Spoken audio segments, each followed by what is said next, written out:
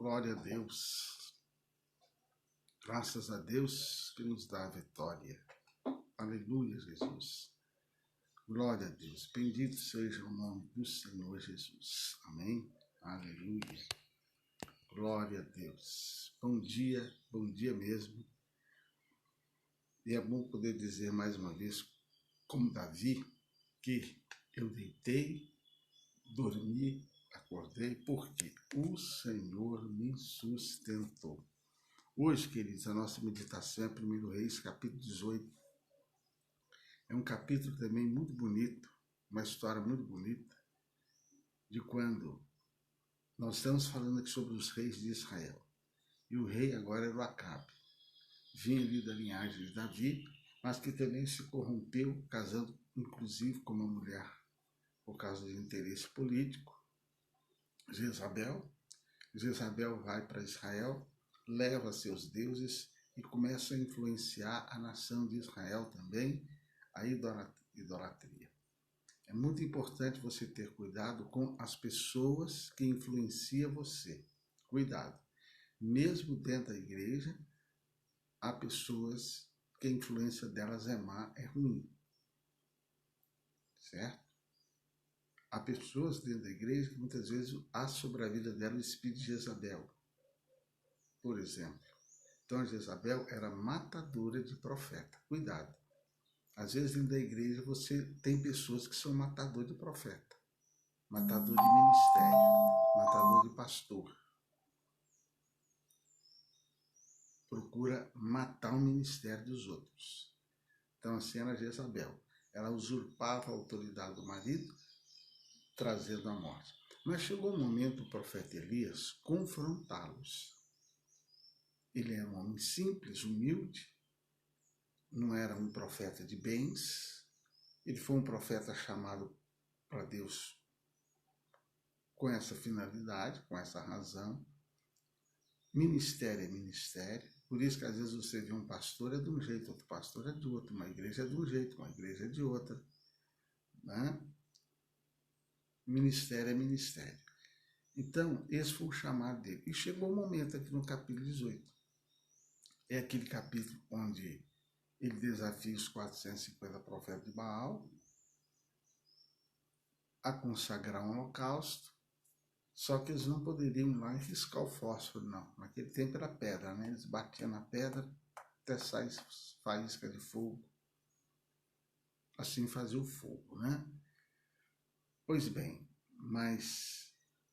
e ele fez o desafio, nós vamos rezar, nós vamos orar. O Deus que acendeu o holocausto, jogar fogo do céu, é o Deus verdadeiro. E nisso ele reuniu o povo de Israel como sacerdote e começou esse clamor.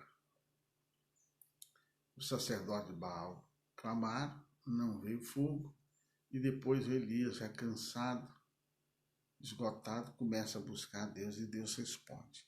Então esse é o capítulo 18. Então vamos observar algumas coisas aqui. Né? O versículo 4 fala assim: porque sucedeu que, destruindo Jezabel, os profetas do Senhor, Obadias tomou 100 profetas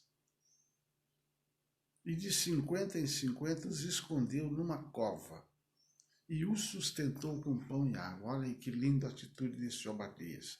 O Obadias, quem era o Obadias aqui no caso? Ele era um servo de altar. Confiança no palácio, ele era um servo, porque tem o profeta Obadias, mas aqui não é o profeta Obadias, tá? Esse Obadias, ele era um servo, ele era um empregado de confiança, né, do palácio do rei Acabe. Então, esse funcionário chamado Obadias, ele mantinha fidelidade ao Senhor, ele conhecia Deus, ele era um servo de Deus e era fiel ao Senhor, né? Então, durante 3 anos, Jezabel perseguiu e matou todos os sacerdotes, olha só, todos os sacerdotes, homens de Deus, que encontrou. Então, com isso, ela intentava acabar definitivamente com a fé em Deus. É como essa questão do coronavírus, queridos, um dos alvos é acabar com a fé das pessoas. Você vê que um dos alvos é o quê? Fechar as igrejas. Você vê que as igrejas abriram, mesmo assim, grande parte do povo não voltou para a igreja, com medo do coronavírus. Mas as pessoas vão ao mercado, as pessoas vão trabalhar, as pessoas vão para a praia. Não é verdade? Mas na hora de ir para a igreja, elas têm medo. Então, um dos alvos é o quê? É acabar com a fé das pessoas. E esse coronavírus está sendo um divisor de água para a fé das pessoas também. Lógico que há pessoas que têm problema de saúde, idade, não é para estar mesmo na igreja. Mas esta pandemia está sendo um divisor de água na vida de fé das pessoas. Tem gente se fortalecendo em Cristo Jesus. Mas tem gente também, não, eu vou ficar em casa, não dá para ir na igreja, tem a live. Mas nem todo mundo assiste às lives também, não.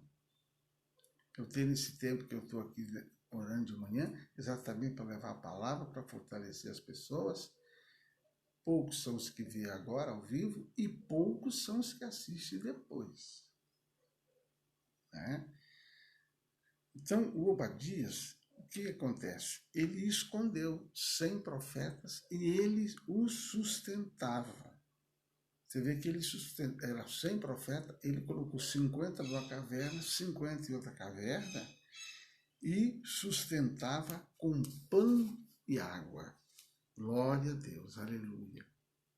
Que nesse tempo de perseguição, nesse tempo de coronavírus, que você possa ser uma pessoa que pense como Obadias, que cuide dos seus profetas, cuide dos homens e mulheres que Deus tem levantado para trazer a palavra até você. Por isso que a gente sempre tem dia que a gente coloca aí a conta da igreja e coloca assim, abençoe esse ministério. Não esqueça que as igrejas estão fechadas.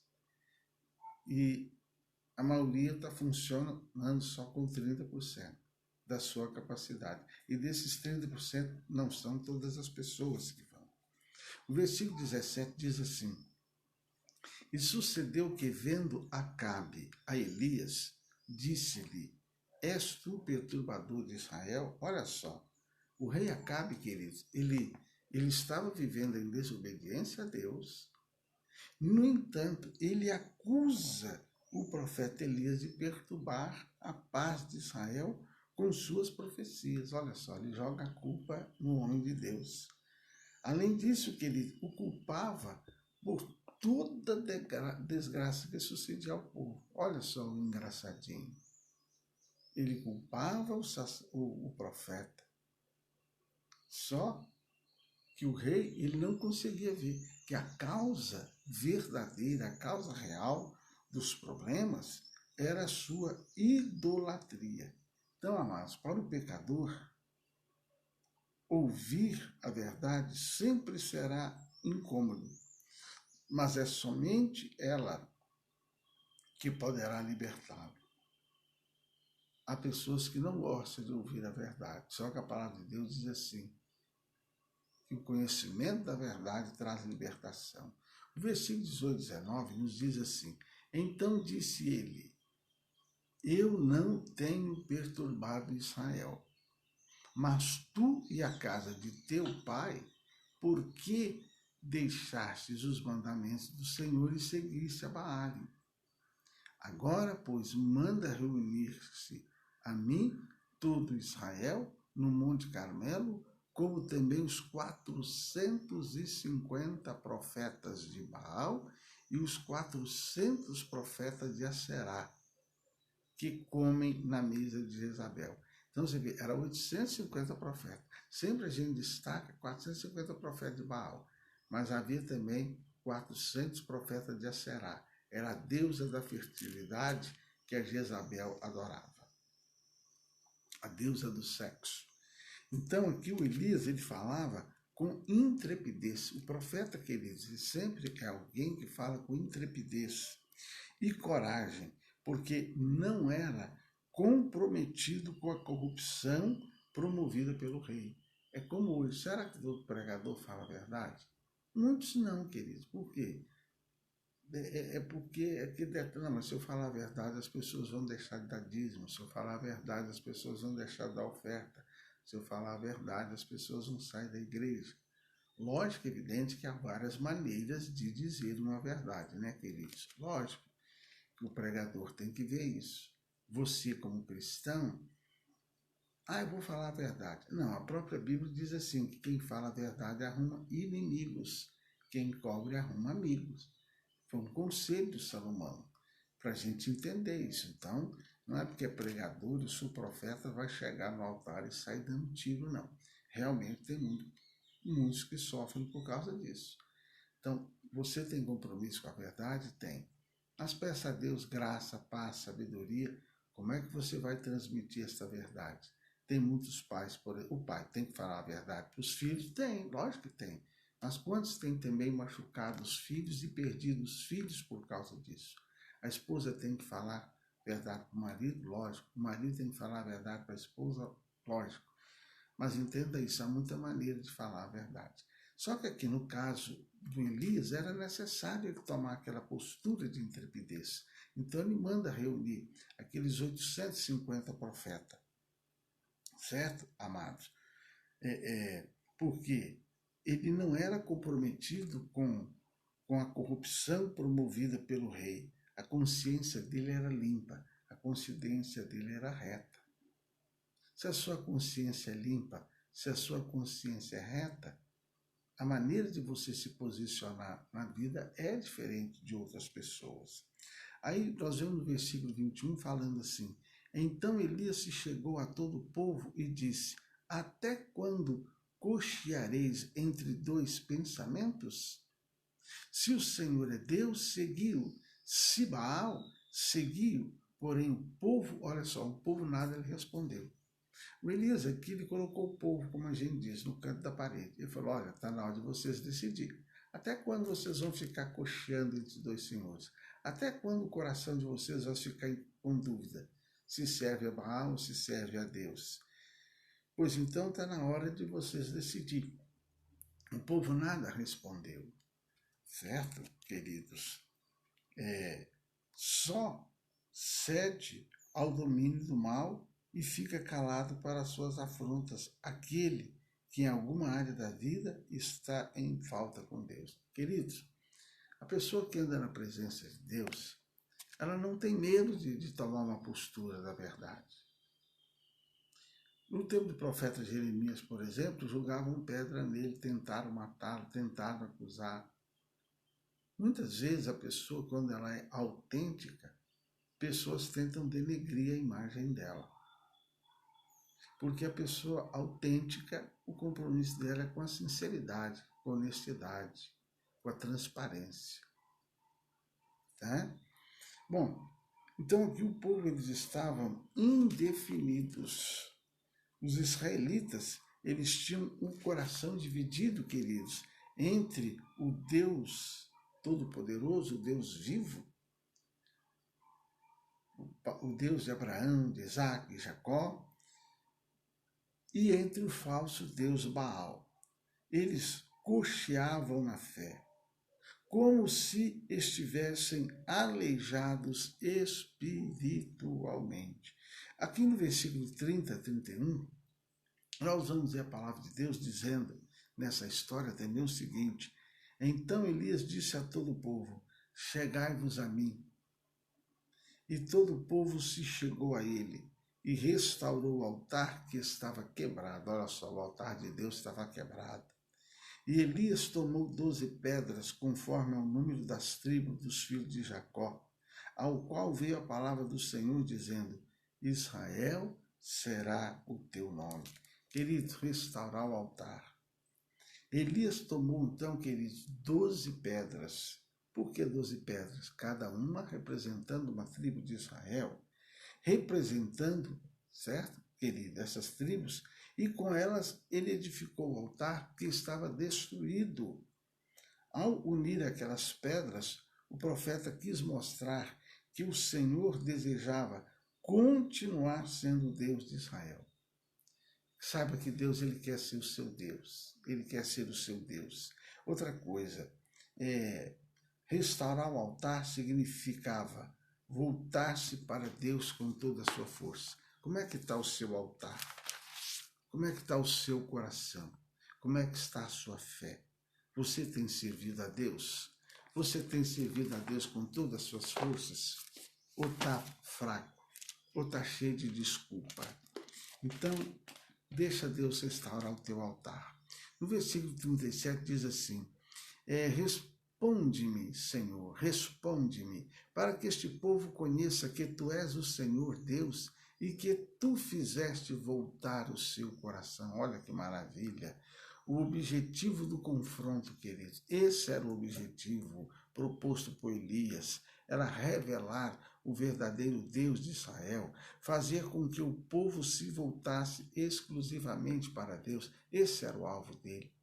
Esse é o meu alvo nesta manhã, levar você a se voltar para Deus, levar você a não ficar com medo do coronavírus. Lógico, é evidente que temos que ter sim cuidado, a gente sempre fala, lavar a mão, álcool gel, manter a máscara, manter o chamado distanciamento social, não é verdade? Mas nós não podemos ficar com medo do coronavírus. A igreja primitiva eles não tinham medo de leão, eles não tinham medo do fogo, não tinham medo da crucificação. Eles sabiam que só de servir a Deus seriam mortos. O povo de Deus não pode ser medroso, tem que ser sim cuidadoso e prudente, mas não pode ser medroso, não pode esmorecer na fé por causa de um invisível. Interessante é que muita gente não serve a Deus porque não vê, na verdade. Mas o coronavírus ninguém vê e o povo tem medo, né? Respeita. Ele está matando, pois esse é o nosso Deus. Então, amados, para encerrarmos, querido, o versículo 38 fala assim, então caiu fogo do céu, consumiu o holocausto e a lenha, as pedras, o pó, e ainda lambeu a água que estava no rego. Porque os 450 profetas de Baal ficaram a manhã todo rezando, clamando, gritando, se cortando para que o Deus deles derramasse fogo. Elias, ele restaurou o altar, colocou água. O que ele colocou água? Para ele mostrar que não ia ter truque. Porque ali todo mundo pensou, poxa, a lenha seca, a lenha molhada não vai, é impossível pegar fogo. O Elias, ele procurou dificultar. Quantas vezes você quer bênção e parece que a coisa fica mais difícil? Você conhece aquele ditado? Quando mais eu rezo, mais assombração me aparece. Quantas vezes você já buscou a Deus para ter bênção e parece que a coisa ficou mais difícil? Pois é, ele jogou água, a coisa ficou mais difícil. Mas é porque ele queria que o povo visse que era o Deus Todo-Poderoso que iria lançar fogo do céu. É isso que Deus quer fazer na sua vida. Está difícil? Tá. Mas permaneça fiel, permaneça na presença de Deus, porque a tua vitória será grande. A tua vitória vai ser para glorificar o nome do Senhor. A sua vitória não vai ser para você aparecer, mas a tua vitória vai ser para que o nome de Deus seja glorificado, para que o nome de Deus seja exaltado. Aleluia. O delama nábia, subia canta na banai. O versículo 42 a 46 fala que Acabe subiu a comer, a beber, mas Elias subiu ao cume do Carmelo e se inclinou por terra e pôs o seu rosto entre seus joelhos e disse, sobe agora e olha para o lado do mar. Porque, gente, era seca. Ele terminou de vencer os 450 profetas de Baal, Deus mandou fogo, acendeu a lenha, queimou o holocausto, lambeu a terra, só que o engraçadinho do Acabe ainda queria mais. Elias, se não chover, eu vou matar você, vou cortar sua cabeça. Gente, tem gente que é assim. Tem gente que vê o poder de Deus, mas não se dobra. Tem gente que vê Deus agindo. Tem gente que ouve pregações e pregações, um monte de pregador, mas ela não toma uma postura e mantém a mesma postura, muitas vezes, do coração dela. Às vezes um coração falso, um coração medíocre, um coração dominado pela idolatria, um coração onde ela precisa abrir, rasgar o coração, deixar Deus operar, mas muitas vezes ela fica presa em coisas que a impede de sentir a graça, a ação, a unção, o poder de Deus. Então aqui, o rei Acabe, ao invés de ver o milagre, não, agora eu quero água, senão eu vou te matar. Tem gente que é assim, quer sempre um pouco mais, né? Quer sempre um milagre a mais. Então, queridos, a oração da fé, ela envolve perseverança e sincera expressão. Então, ele permaneceu em oração até que o Geazi viu uma nuvem como uma mão. Ele falou, pois olha, vá, diga a Acabe para ir para casa, porque a chuva está chegando. Então, irmãos, esse é o capítulo 18. Que você possa ler esse capítulo, deixar Deus falar no seu coração. Nós vamos orar agora e depois nós vamos estar gravando a mensagem de 4 minutinhos no Face da igreja também. Querido Deus e Pai, autor de nossa fé, eu te dou graça pela vida dos teus filhos que às 5 da manhã está nos acompanhando. Eu te agradeço, Senhor, por aqueles que desde o mês de março têm acompanhado essa palavra, essa mensagem. Meu Deus, Jeremias ele diz que a palavra do Senhor não volta vazia, que quando ela sai, que quando ela é lançada, ela faz o que lhe apraz. Então, meu Deus, que assim seja, que essa palavra faça no coração do teu povo que ouviu agora ao vivo, a Lúcia, a Terezinha, outras pessoas que às vezes a gente não vê por aqui, mas que a tua palavra, aqueles que vão acessar essa palavra agora de manhã, no decorrer deste dia, que ela não volte vazia, que ela vá e faça no coração dessas pessoas aquilo que lhe apraz. Meu Deus, e que nesse tempo de coronavírus, o teu Espírito Santo possa nos levar a manter a nossa fé viva e eficaz no Deus Todo-Poderoso. Eu te peço, guarda-nos, dá livramento à minha casa, à minha família, aos nossos irmãos na fé, livrai-nos desse coronavírus, livra-nos, meu Deus, e que o Senhor possa honrar de uma maneira sobrenatural aqueles que têm corrido esse risco de vida, mas têm ido para o templo te louvar, adorar e bendizer o seu santo nome. E que o amor de Deus Pai, queridos, a graça do Senhor Jesus Cristo, a comunhão gloriosa do Espírito Santo, seja com todos vós hoje e sempre. Amém? Ora, que Deus abençoe você e está aí amanhã em Curitiba. Deus abençoe você grandemente.